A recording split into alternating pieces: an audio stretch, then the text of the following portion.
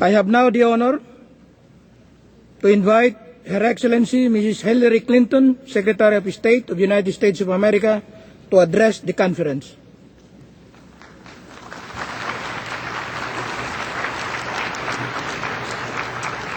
I want to thank the Secretary General, Director General Amano, Ambassador Kabaktulan for their outstanding leadership in pulling together this review conference and addressing the challenges of nuclear proliferation. As you know, President Obama has made reducing the threat posed by nuclear weapons and materials a central mission of our foreign policy. And the NPT lies at the core of that mission. I want to begin by reading a section of the message that President Obama has sent to this conference. For 4 decades, the NPT has been the cornerstone of our collective efforts to prevent the proliferation of nuclear weapons.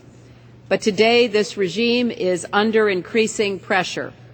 A year ago in Prague, I therefore made it a priority of the United States to strengthen each of the treaty's key pillars as we work to stop the spread of nuclear weapons and to pursue the peace and security of a world without them. Today, the eyes of the world are upon us. Over the coming weeks, each of our nations will have the opportunity to show where we stand. Will we meet our responsibilities or shirk them? Will we ensure the rights of nations or undermine them? In short, do we seek a 21st century of more nuclear weapons or a world without them? These are the questions we must answer and the challenges we must meet. At this conference and beyond, let us come together in partnership to pursue the peace and security that our people deserve. Now, President Obama and I know that there are many different perspectives and historical experiences represented in this room. We know there are doubts among some about whether nuclear weapons states, including my own country, are prepared to help lead this effort. I am here to tell you as clearly as I can, the United States will do its part. I represent a president and a country committed to a vision of a world without nuclear weapons and to taking the concrete steps necessary that will help us get there. And along with my delegation, I come to this conference with sincere and serious proposals to advance the fundamental aims of the NPT and strengthen the global nonproliferation regime. Now, President Obama and I have spoken often of rights and responsibilities. And for us, that's not just a slogan. It is the guiding principles of our efforts. We recognize the rights of all countries in compliance with the treaty to realize the benefits of nuclear energy.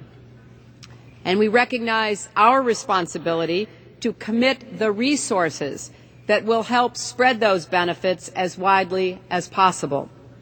We also recognize our responsibility as a nuclear weapons state to move toward disarmament, and that is exactly what we are doing.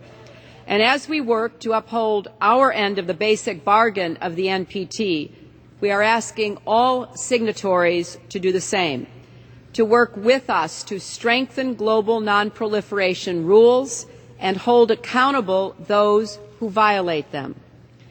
So as we begin this conference, let's remember why we are here.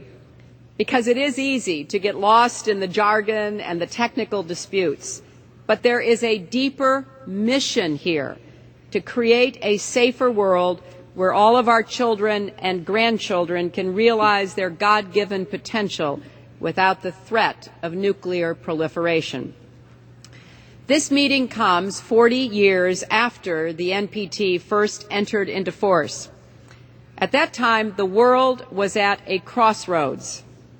President Kennedy had warned that by the year 1975, up to 20 countries might have nuclear weapons. And many said that nuclear proliferation was inevitable. Well, today, we can be grateful that this treaty helped dispel the darkest predictions of that era. and that a nuclear weapon has not been used in those 4 decades. Yet as we recognize the significance of the NPT, we must also acknowledge that, like our predecessors 40 years ago, we stand at a crossroads too. Once again, we face the prospect of a new wave of proliferation. Once again, we hear claims that the spread of nuclear weapons is unavoidable. And once again, some say we must learn to live with the fear and instability of a world with more and more nuclear-armed states and networks. Now, today, the vast majority of states are living up to their nonproliferation obligations, but a few outliers have demonstrated a determination to violate the rules and defy the international community. During the past decade, one state said it was withdrawing from the NPT after being caught cheating and subsequently announced 2 nuclear tests. Another has cynically claimed to be abiding by the treaty while violating its safeguards, expanding its enrichment program, failing to cooperate with the IAEA, and ignoring the injunctions of the Security Council. But amid these challenges, once again, most nations have the opportunity to choose a different path. And the message that President Obama delivered in Prague last year has a new urgency. Rules must be binding. Violations must be punished. Words must mean something. And the world must stand together to prevent the spread of these weapons. Now, at this conference, it is time for a strong international response. These review conferences have been held every 5 years for the last 4 decades. But too often, they have fractured along familiar lines. Nuclear weapons states versus non-nuclear weapons states, or the Western group versus the non-aligned movement. Instead of working together to meet a common challenge, we have retreated into predictable positions to protect our presumed interests. This time must be different. As one minister said to me, we not only must think out of the box, we must think out of the blocks. We know there are some countries who will choose not to be constructive. This morning, Iran's president offered the same tired, false, and sometimes wild accusations against the United States and other parties at this conference. But that's not surprising. As you all heard this morning, Iran will do whatever it can to divert attention away from its own record and to attempt to evade accountability. Ultimately, however, we will all be judged, not for our words, but for our actions. And we will all be measured, not by how assertively we claim our rights, but by how faithfully we uphold our responsibilities. And as the Secretary General said, in this regard, the onus is on Iran. So far, it has failed to meet its burden.